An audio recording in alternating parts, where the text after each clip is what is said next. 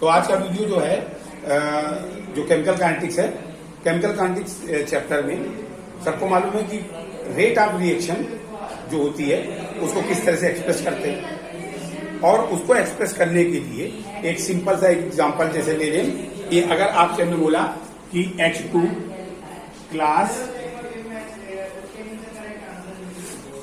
12th है और chemical kinetics में हमको यहां पर अगर कोई भी एक रिएक्शन हमने ली, सपोज दैट कोई भी एक जो रिएक्शन हम ले रहे हैं वो रिएक्शन में इस तरह से हमने ले लिया कि 2A + 3B रिवर्सिबल 4C है। सपोज करो ये आपका प्रोडक्ट है, तो आप कैसे लिख सकते हैं जो रेट ऑफ रिएक्शन हो, तो रेट ऑफ रिएक्शन जो होता है वो आप लिख सकते हो is equal to active mass of A, और इसमें आपको डेल्टा लगाना है क्योंकि ये हमने जो रिएक्शन ली है वो रेट ऑफ रिएक्शन में स्टोकियोमेट्रिक कोफिशिएंट के अकॉर्डिंग काम कर रहे हैं। इसके साथ स्टोकियोमेट्रिक यानी एवरेज रेट ऑफ रिएक्शन है। क्या है ये? एवरेज में हम डेल्टा का इस्तेमाल करेंगे, और इंस्टेंटेनियस जो होता है उसमें dt का वो very short time of interval में कैलकुलेट किया जाता है। तो वहां पर हम वेरी शॉर्ट इंटरवल वहां dt का इस्तेमाल करते हैं, यहाँ पर डेल्टा। और ये रिएक्टेंट का कंसंट्रेशन कम होगा तो प्रोडक्ट का कंसंट्रेशन इंक्रीज करता है। रिएक्टेंट का कंसंट्रेशन अगर हमारा तो इस जगह पर रेट ऑफ रिएक्शन जो है नेगेटिव साइन हो जाता है क्योंकि कंसंट्रेशन ऑफ रिएक्टेंट, ये आपका रिएक्टेंट है, रिएक्टेंट के का कंसंट्रेशन आपका हमेशा डिक्रीज करेगा। क्या करेगा? डिक्रीज करेगा।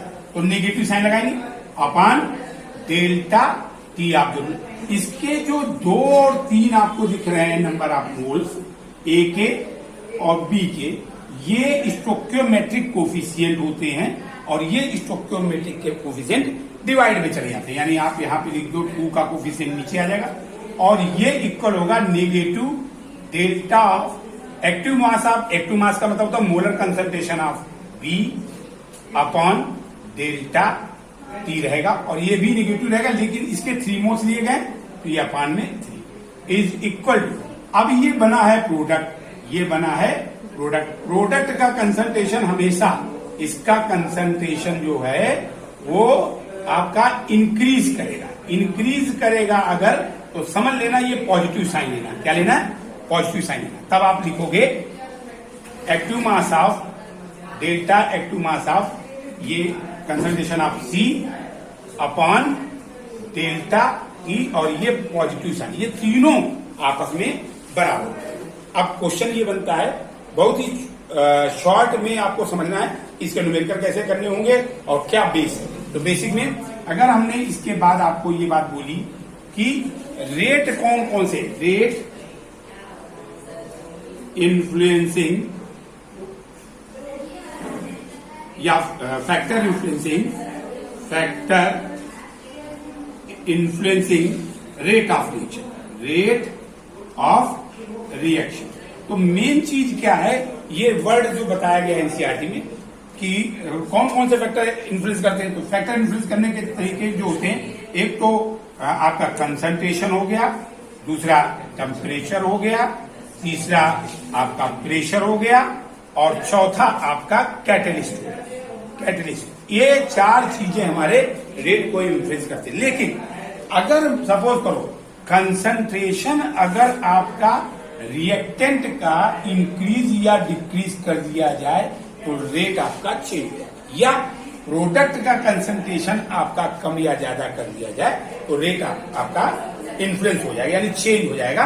तो इस कंडीशन में हम लोग जब कंसंट्रेशन के टर्म में अगर कंसंट्रेशन बदलता है या बढ़ता है या घटता है, तो हमेशा इसके लिए हम लोग रेट लॉ, इस एक्सप्रेशन को लिखने का तरीका जो होता है वो रेट लॉ ही बोलते हैं। क्या बोलते हैं? या रेट एक्सप्रेशन बोलते हैं। क्या बोलते हैं? रेट एक्सप्रेशन बोलते हैं। अगर इन द केस कोई अगर हम इसको एक्सप्रेशन करना चाहते, कोई रिएक्शन अपनी तरफ से लेना चाहें कि अगर सपोज करो आपने कोई A + B कोई रिएक्शन ली और ये रिएक्शन रिवर्सिबल में बराबर हो गई आपके, गिव राइज टू सी मिल गई आपको। क्या मिल गई? सी मिल गई। तो अगर आपने इसको रिप्रेजेंट किया कि किस तरह से हम रिप्रेजेंट करेंगे कंसंट्रेशन के टर्म में, तो हम लिखेंगे rate is directly proportional to the concentration of active mass of A और कंसंट्रेशन इनटू में concentration of active mass of B. अगर सपोज करो ये पावर इसकी यहां पे होती 2 और इसकी पावर होती 1, तो यहां पर हम पावर, ये पावर में रेज हो जाते, ये पावर में रेज हो जाते, क्योंकि ये पावर बी का स्टोइकियोमेट्रिक कोएफिशिएंट है 2 और ए का स्टोइकियोमेट्रिक कोएफिशिएंट है 2 और बी का स्टोइकियोमेट्रिक कोएफिशिएंट है 1। तो इस केस में हम क्या करेंगे? इस केस में आपको ये याद रखना है कि ये 2 और 1 तो लिखा जाएगा, लेकिन ये हमारे एक्सपेरिमेंटल वैल्यू नहीं है। एक्सपेरिमेंटल वैल्यू का मतलब होता है कि जब हम ऑब्जर्व करें रिएक्शन को, रिएक्शन करते समय, तब इसके एक्चुअल जो स्टोइकियोमेट्रिक कोएफिशिएंट आएंगे उनको यहां पर हम लोग मेंशन करते हैं। इसका मतलब ये हुआ कि अगर हम रेट लिखते हैं, रेट इज डायरेक्टली प्रोपोर्शनल, तो यहां 2 और 1 नहीं लिया जाएगा, यानी आप इसको ए का कंसंट्रेशन जो आप मान लो एक्टिव मास के साथ में वो x है और y मान लो आपके साथ में b है। ये स्टोइकियोमेट्रिक मेट्रिक कोफिशिएंट कहलाएंगे, मेट्रिक कोफिशिएंट कहलाएंगे, ये कोएफिशिएंट आपके कहलाएंगे। तो इसका मतलब ये होगा ये 2 और 1 ना लेकर के आपको ऑब्जर्वेशन वैल्यू लेनी होगी, जो कि आपको गिवन डेटा के हिसाब से पता लगेगी। यानी यहां पर ये जो है a to the power x और b to the power y आप मान लेंगे। अब जब प्रोपोर्शनल साइन हटाएंगे तो यहां पर एक कांस्टेंट आ जाएगा, जिसको हम लोग प्रोपोर्शनलिटी कांस्टेंट के नाम से जानते हैं। किस नाम से जानते हैं? प्रोपोर्शनलिटी कांस्टेंट के नाम से जानते हैं। अब प्रोपोर्शनलिटी कांस्टेंट में आपको यहां ध्यान देना है, प्रोपोर्शनलिटी कांस्टेंट यहां पे k जो आया है वो आपको हम डायरेक्ट में तो प्रोपोर्शनलिटी कांस्टेंट बोलते हैं, वैसे बोला जाता है रेट कांस्टेंट। k को क्या रिप्रेजेंट करेंगे? रेट को हम लोग बोलेंगे k बराबर रेट कांस्टेंट, कांस्टेंट के नाम से जानते हैं। यहां तक क्लियर हो गई बात?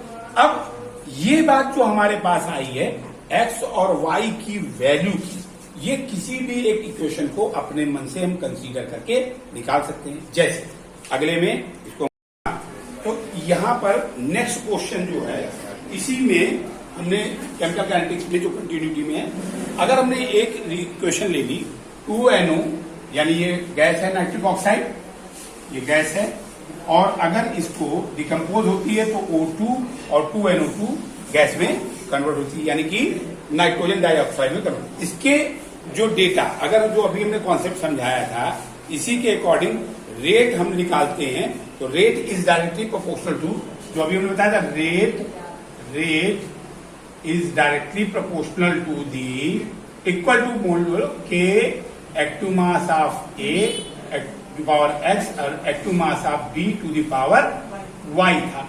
अब इसके हिसाब से अगर हमने ये कोई इक्वेशन ली और इसके इनिशियल कंसंट्रेशन को देखा, तो इन्होंने बोला है इनिशियल कंसंट्रेशन NO का जो था मोल पर लीटर में वो 0.03 था, और O2 और NO2 कितना बना वो देखते हैं, यानी प्रोडक्ट जो बन रहा है वो मोल। तो यहां पर हमने जो एक रिएक्शन ली 2NO plus O2 give rise to 2NO2 gas के फॉर्म में ली, और ये जो एक्सपेरिमेंट इसका शो कर रहा है initial concentration of NO, initial concentration of O2 और initial rate of formation NO2 मोल पर लीटर पर सेकेंड में, ये निकल के कंसंट्रेशन आपका आया। ये 4 एक्सपेरिमेंट जो किए हैं, 1 नंबर, 2 नंबर, 3 नंबर, 4 नंबर, ये एक्सपेरिमेंट जो हमने किए उसके अकॉर्डिंग ये डेटा हमारे पास क्लियर हो। अब आप ये देखो कि अगर आप रेट निकालते हो तो यहां पर इस ऑब्जर्वेशन वाली वैल्यू से x और y कितना होगा। वैसे अगर हम देखते हैं तो यहां पर NO का active mass of NO to the power 2 सोच रहे होगे, और यहां पर O2 की पावर 1, लेकिन ऐसा नहीं होगा क्योंकि स्टोइकियोमेट्रिक कोएफिशिएंट हमारे पास x और y होते हैं। यहां पर x और y की वैल्यू पहले चेक करें, तो रेट के हिसाब से निकालते हैं, rate is equal to K active mass of NO की whole power, NO to the whole power आपने निकाली X, और ये तुम्हारे पास जो रिएक्शन दूसरा है O2 to the whole power Y, ये आपको बात निकल रहा है, और रेट ऑफ फॉर्मेशन आपके पास ये दिख रहा है। तो यहां पर एक्स वाई की एक्चुअल वैल्यू हमको निकालने के लिए करना क्या पड़ेगा, तो हम क्या करते हैं, पहले एक इक्वेशन, पहले एक्सपेरिमेंट से जरा एक इक्वेशन बनाते हैं, क्या आता है, वैल्यू डालते हैं, रेट आया फॉर्मेशन का ये पॉइंट 0.096 इज इक्वल टू के नहीं मालूम, NO की वैल्यू आपके पास मालूम है 0.3, क्या है 0.30 टू द पावर x, और O2 भी है 0.03 टू पावर y। ये आपका दूसरा इक्वेशन। अब आप इसी तरीके तीसरा इक्वेशन निकालो, 0.384 is equal to K active मास।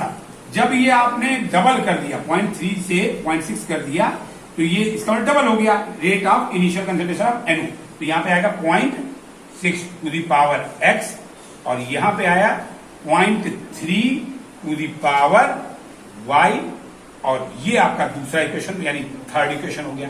अब आप चाहो तो फोर्थ इक्वेशन भी बना सकते हैं यहां पे, वो इससे ये आ जाएगा 0.192 is equal to K active mass of 0.3 to the power x, और अब इसको मतलब O2 को डबल कर दिया गया है, और ये आ गया 0.6 to the power y is equal to 4, और चौथी इक्वेशन से जो हमको मिल रहा है 0.768 is equal to a k, और ये है 0.6 to the power x into 0.6 to the power y is equal, ये आपका आ गया 5। अब आप जरा देखो कि इन पांचों में से ये तो पहला वाला फार्मूला मैंने बताया, पहला क्या होता है फार्मूला होता है, और दूसरे तीसरे चौथे पांचों में ये एक्सपेरिमेंट के हिसाब से नहीं। पहली बात तो इससे दो ऑप्शन आपको समझ आए, कोई भी क्वेश्चन करने के लिए कौन सी चीजें, कौन सी वैल्यू कहां डाली जाती, पहले तो ये आपको क्लियर हो गया। फॉर्मेशन रेट की जगह पड़ेगा, और जो कंसंट्रेशन होगा वो रिएक्टेंट की जगह पड़ेंगे, रिएक्शन का, ठीक है ना, और ये आपके पास ये वैल्यू आपको पता लगे। अब जरा आप ये देखो, इन चारों से इजीली आप एक्स वाई कैसे निकाल सकते हो, तो ऑब्जर्वेशन के हिसाब से न्यूमेरिकल आपको करने हैं। अब आप वैल्यू निकालने की कोशिश करेंगे, तो जरा ये चेक करो, ये और ये कितने टाइम्स है, तो यहाँ पे एक इक्वेशन आपको पता लग जाएगा, यहां से एक इक्वेशन आपको पता लग जाएगा। तो यानी आप इसको सेकंड इक्वेशन में फर्स्ट इक्वेशन में डिवाइड मार दो, सेकंड इक्वेशन में फर्स्ट इक्वेशन में डिवाइड मार दो, तो जरा देखो क्या आता है, निकाल के देखिए आप लोग अपने मन से पहले, फिर देखिए तो लोग सर। अगर हम डिवाइड करें सबसे इजी वे में सेकेंड इक्वेशन को इक्वेशन नंबर 4 में, तो जरा क्या आता है, फोर्थ इक्वेशन यहां लिखते हैं, ये आपके पास वैल्यू निकल के आएगी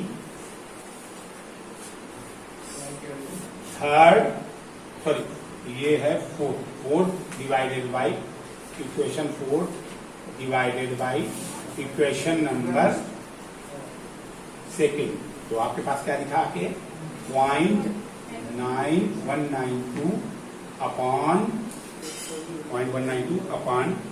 0.096 is equal to K active mass of 0.3 to the power x into active mass of 0.3 to the power y whole upon K active mass of, ये आपके पास था 0.6 है, 0.6 है, और ये आपके पास जो सेकंड इक्वेशन पॉइंट ये आपके पास आई 0.3 to the power x into 0.3 to the power y, 0.3 to the power y। तो यहां से आप देखो k से k कैंसिल हो गया, ये पूरा कैंसिल हो गया, और यहां पर आपके पास आ रहा है ये वैल्यू आपकी कैंसिल होकर के कट हो रही है, ये जा रही है 2 टाइम्स, डेसिमल हटा दो और ये 2 टाइम्स, तो यानी आपके पास जो वैल्यू बची है 2 इज इक्वल टू, जो आएगा 2 इज इक्वल टू 0.6, ये पावर ऊपर सब्ट्रैक्ट कर दो आप जा करके, तो सब्ट्रैक्ट तब होगी जब ये आपको इक्वल टू क्रॉस मल्टीप्लाई कर सकते हो आप, तो ये आप यहाँ पे 2 into 0.3 to the power Y बराबर 0.6 टू द पावर वाई हो जाएगा। अब आप ये चेक कर सकते हो कि इसको हम लिखेंगे कैसे। तो हाँ, यहां पर बच्चों कुछ बच्चे जो है यहां y की वैल्यू निकालने में दिक्कत फील करेंगे। तो तरीका देखो क्या होता है y की वैल्यू। 2 ब्रैकेट में मैंने लिख दिया 0.3 को तो ऐसे ही आप लिखो 0.3 टू दी पावर y ऐसे लिखा, लेकिन अंदर देखो हम क्या लिख सकते हैं 0.6 लिख सकते हैं 2 इंटू 0.3 मल्टीप्लाई करो जरा, 2 3 6 होगा 0.6 सही है। अब आप इसको जरा ब्रैकेट से बाहर लेके आओ, ब्रैकेट बाहर लेने क्या लिखता मल्टीप्लाई, अगर दो क्वांटिटी मल्टीप्लाई में है और पावर उसकी जो है कोई भी पावर हो तो पावर मल्टीप्लाई में चली जाती है उन दोनों बेस के नंबरों पे। तो कैसे लिखेंगे 2, तो ये ऐसे था 2 इंटू 0.3 वाई बराबर, ये खुलेगा ब्रैकेट मल्टीप्लाई में 2 to the power Y into active mass of 2 to the 0.3 to the power Y हो गया। अब आप देखो जरा 0.3 ये अपान में जाएगा, 0.3 ये कैंसिल हो जाएगा, आपके पास बचा 2 is equal to 2 to the power 2 is equal to, यहां बचा 2 is equal to 2 to the power Y और इधर पावर है 1। बेस इक्वल है, बेस इक्वल जब होते हैं, बेस इक्वल होते हैं तो पावर कंपेयर कर देते हैं, बेस इक्वल तो वाई बराबर 1 वैल्यू पता लग गई। ये एक्सपेरिमेंटल वैल्यू आ रही, क्या आ रही। अब आप कोई भी एक इक्वेशन को उठा करके काम कर सकते हो और सबसे आसान तरीका आपको क्या दिख रहा है कि अगर आप 0.192 को इसमें डिवाइड करते हैं तो यहां पर एक प्रॉब्लम ये आ रही है कि ये दोनों डिफरेंट कटेंगे नहीं। आप ऐसा इक्वेशन उठाओ जिसमें y कट रहा हो और x आपका निकल रहा हो। तो हम आप देखें कि ये है 0.3 और ये है 0.3, तो इसमें तो x कैंसिल हो जाएगा, हमें x की जरूरत नहीं है। आप चाहोगे तो इससे भी निकल आएगा, आप चाहोगे तो इससे किसी भी इक्वेशन, दो इक्वेशन से आपको वैल्यू निकाल सकते हो। तो अगर आपको लग रहा है कि ये वैल्यू हम किस तरह से और निकालें तो जरा चेक करो।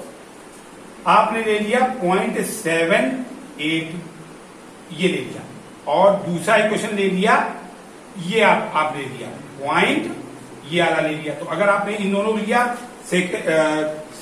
फिफ्थ और सिक्स को तो जरा क्या आता है, सॉरी फोर्थ और फिफ्थ को ले लिया, फोर्थ और फिफ्थ को, तो फोर्थ और फिफ्थ में डिवाइड मारना चाहो तो फिफ्थ में डिवाइड कर दो। फिफ्थ में डिवाइड करना है आपको फोर्थ इक्वेशन का डिवाइड करना है, इक्वेशन नंबर फोर्थ का डिवाइड करना, तो क्या आ जाएगा 0.768 अपॉन, हाँ तो 0.768 upon whole upon 0.384 is equal to, इसका लिख दो expression k 0.6 to the power x और 0.6 to the power y whole upon, ये आएगा आपका पॉइंट वाला k 0.6 to the power x into 0.3 to the power y। Clear है यहाँ पे, समझ में आया नहीं आया? हाँ, तो इसमें ये देख रहे हैं कि ये दोनों तो कैंसिल हो जाएंगे 0.6 पावर x पॉइंट, तो फिर y की वैल्यू तो हम पहले ही ऑलरेडी निकाल चुके, इसलिए ये इक्वेशन हम लोगों ने गलत ली। आपको ये ध्यान रखना है कि हमको ऐसी वैल्यू लेनी जिसमें x बचे, x पावर x वाले जो टर्म है वो बचने चाहिए और y वाले कैंसिल हो जाने चाहिए। वो इस टर्म में अगर हम देखते हैं तो आप ये फोर्थ वाली इक्वेशन में आप देखिए 0.6 है 0.3, यानी यहां पर y कैंसिल नहीं हो रहा है और यहां पे भी x कैंसिल नहीं हो रहा। ये आसान है कि आप ले लो थर्ड और फोर्थ को लेते अगर हम थर्ड और फोर्थ को लेते अगर हम, तो थर्ड की इक्वेशन जो हमारे पास आ रही है उसको देखें। थर्ड की इक्वेशन थी हमारे पास, इक्वेशन नंबर थर्ड 0.384 और ये फोर्थ ले लिया हमने, फोर्थ पे ले रहे हैं हम, हाँ ठीक है, फोर्थ को ले लिया आपने 192 और यहां पर आते हैं तो ये वैल्यू आपके पास आती है थर्ड वाली, वो k पहले हमने ऊपर इसको लिया k 0.6 पावर x और 0.3 टू दी पावर y और फोर्थ आती है ये 192 और के 0.3 टू द पावर x और 0.6 टू द पावर y। अब अगर ये कैलकुलेशन का एक पार्ट है, अगर हम चेक करते हैं तो हमें मालूम पहले ऑलरेडी y की वैल्यू कितनी गिवन है, y की वैल्यू 1 हम निकाल चुके हैं। क्या निकाल चुके हैं? y की वैल्यू 1 निकाल चुके हैं। y की वैल्यू आप यहां पुटअप करेंगे y की जगह पे, तो इसकी वैल्यू तो 1 हो गई और इसकी वैल्यू 1 हो गई। यानी ये अगर ओपन हो जाएगा तो ये ओपन होने के बाद कैंसिल करते हैं तो ये डेसिमल टर्म हमारे हट जाएंगे और ये आ जाएगा 3 2 जा 6 और ये क्रॉस मल्टीप्लाई करके आप इधर ले आएंगे और क्रॉस 2 से 2 कैंसिल कर देंगे। अब यहाँ पे जब देखिए ये कैंसिल करते हैं तो 2 2 जा 4, 2 9 जा 18, 2 3 जा 2 1 जा 2 और 1, यानी 2 टाइम्स जा रहा है 2 टाइम्स, यानी 2 इज इक्वल टू ये आपके पास आएगा 0.6 to the power x upon 0.3 to the power x और ये 2 क्रॉस मल्टीप्लाई में इधर आ गया ऐसे, तो ये आपके पास आ जाएगा 4 इज इक्वल टू, इसको आप फिर से वैसे ही कर सकते हैं जैसे मैंने बताया था 4 into 0.3 to the power x बराबर 2 into 2 to the power x into 0.3 to the power x। ये आपका दो पार्ट में मैंने 2 3 जा 6 को ब्रेक कर दिया और यहां से देखते हैं 0.3 और ये 0.3 कैंसिल हो रहा है। इसको लिख सकते हैं 2 टू दी पावर 2 बराबर 2 टू दी पावर x, यानी बेस इक्वल है, पावर कंपेयर x की वैल्यू 2 आपने निकाली। यहां से हमको क्या पता लग रहा है, दोनों बात होगी।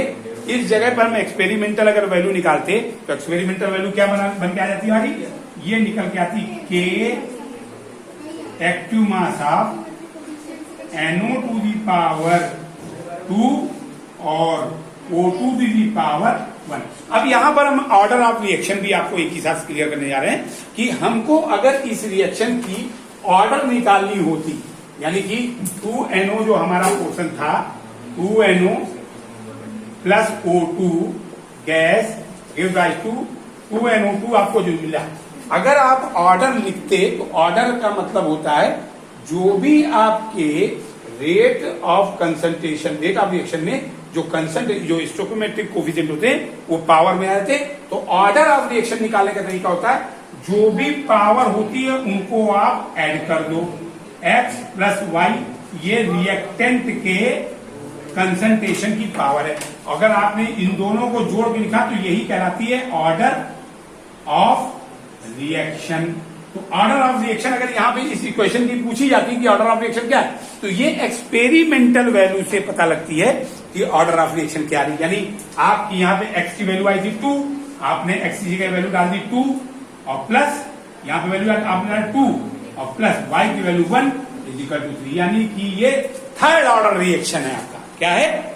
यानी ये एक्सपेरिमेंट वैल्यू आपको बताती है कि थर्ड ऑर्डर रिएक्शन कैसे निकाला जाता है। नेक्स्ट कॉन्सेप्ट में जो अगर ऑर्डर ऑफ रिएक्शन के बाद अगर आपको ऑर्डर ऑफ रिएक्शन की यूनिट निकालनी हो तो यूनिट कैसे निकालते हैं इस पे कंसंट्रेट करना जरा। इसी के बाद अगर हमने यूनिट की बात की तो यूनिट निकालने का बड़ा आसान तरीका हम बताने जा रहे हैं बच्चों, बहुत ही इजी वे में समझना कि अगर आपसे बताए व्हाट इज द, पहले तो ऑर्डर ऑफ रिएक्शन क्या था, ये जो रिएक्टेंट होते हैं उनकी जो स्टोइकोमेट्रिक कोफिशिएंट होती है, रिएक्टेंट जो होते हैं उनके जो स्टोइकोमेट्रिक कोफिशिएंट जो हमारे निकल के आए कोएफिशिएंट आए हैं उनका सम जो आएगा वही ऑर्डर ऑफ रिएक्शन होता है। यही ऑर्डर ऑफ रिएक्शन होता है, ऑर्डर ऑफ रिएक्शन होता है। और ये वैल्यू आपकी x प्लस वाई के बराबर थी। अभी इस रिएक्शन के हिसाब से जो ऑर्डर हमने निकाली थी 2 + 1 बराबर थर्ड ऑर्डर रिएक्शन है। तो अगर फर्स्ट ऑर्डर रिएक्शन होगी, देखो ऑर्डर ऑफ रिएक्शन यहाँ पे तीन प्रकार से हम कह सकते हैं। जीरोथ ऑर्डर रिएक्शन होती है, फर्स्ट ऑर्डर रिएक्शन होती है, सेकंड ऑर्डर रिएक्शन होती है, थर्ड में भी जाते हैं, लेकिन आपके सिलेबस में जीरो ऑर्डर और फर्स्ट ऑर्डर और कुछ केसेस में आपको कंपटीशन में सेकंड ऑर्डर रिएक्शन तक पढ़ना पड़ता है। तो होता क्या है कि जो जीरोथ ऑर्डर रिएक्शन होती है वो रेट ऑफ कंसंट्रेशन इंडिपेंडेंट होता है, यानी रिएक्शन कोई भी हो रही होगी उसमें रिएक्टेंट के कंसंट्रेशन जो होता है उससे रिएक्शन इंडिपेंडेंट होती है। उस कंडीशन में वो जीरोथ ऑर्डर रिएक्शन होती है। क्या होती है? Zero order of reaction. आपको हमेशा याद रखना है order of reaction fractional value भी हो सकती है, आपकी होल नंबर भी हो सकती है।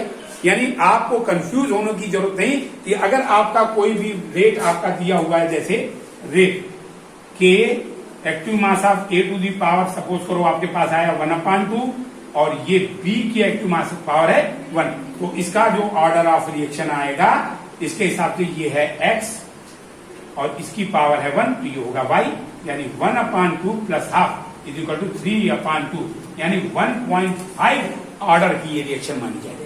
यानी ये चीज गलत नहीं होती है। मॉलिक्यूलरिटी ऑर्डर ऑफ रिएक्शन में अलग अलग डिफरेंस होता है, इसको आप अलग अलग देखे चलिएगा।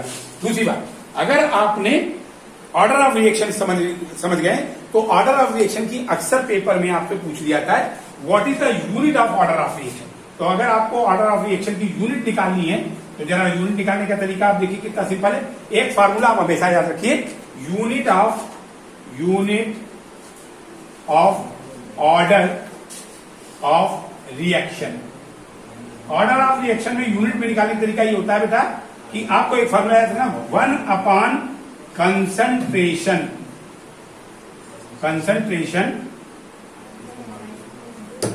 To the whole power n-1 और इंटू 1 टाइम। ये वर्ड आपको याद रखना है, 1 टाइम। यानी कि 1 टाइम का मतलब यहां पे समझो, 1 टाइम में ये आपका 1 टाइम दिया हमने, टाइम है, और ये कंसंट्रेशन दिया 1 और इसकी पावर n-1। अब जरा देखो, कंसंट्रेशन सबको मालूम है, कंसंट्रेशन बराबर होता है मोल पर लीटर। ये बात आप याद कर लो, मोल पर लीटर में होता है। अब आपसे कहा कि अगर आपको यहां पे निकालनी तो आप पहले ऐसे कर दो, 1 मोल पर litre to the power n-1 into 1 time. ये लीटर ऊपर आ जाएगा, यानी क्या आएगा, लीटर पर mole to the power n-1 into पर टाइम। टाइम आपका आवर्स में हो सकता है, सेकेंड में हो सकता है, मिनट में हो सकता है। टाइम आप किसी चीज में भी ले सकते हो, वो आपके ऊपर डिपेंड करता है क्वेश्चन ने आपको किस चीज में ये चीज पूछी है। तो अब आप यहां पे जरा समझो, आपने कहा आपको रिएक्शन चाहिए, यूनिट चाहिए, फर्स्ट ऑर्डर की यूनिट चाहिए,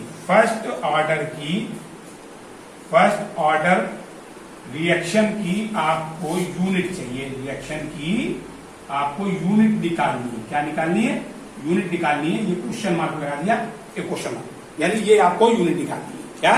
तो अब आप जरा देखो, यहां पर आपने n की वैल्यू दे रखी है 1, फर्स्ट ऑर्डर का मतलब 1।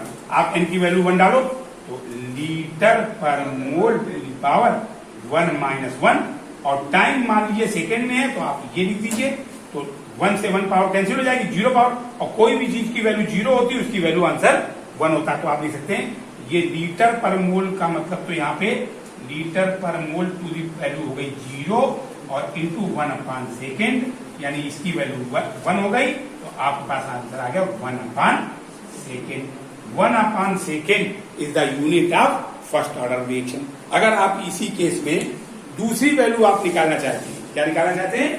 दूसरी वैल्यू निकालना चाहते हैं कि अगर आपको फर्स्ट ऑर्डर रिएक्शन की जगह सेकेंड ऑर्डर रिएक्शन की यूनिट चाहिए, तो सेकेंड ऑर्डर के लिए आपको यहाँ पे n की वैल्यू, सेकेंड ऑर्डर की n की वैल्यू 2 डालनी है। n की वैल्यू आप 2 डालो, सेकेंड ऑर्डर की क्या है, लीटर पर मोल टू दी पावर 2-1, और ये सेकेंड में है, सेकेंड में, तो लीटर पर मोल में क्या हो जाएगा, लीटर पर मोल की पावर 1 हो जाएगी इंटू 1 सेकेंड, यानी आंसर आएगा लीटर पर मोल पर सेकेंड। यानी ये आ गया आपकी सेकेंड ऑर्डर रिएक्शन।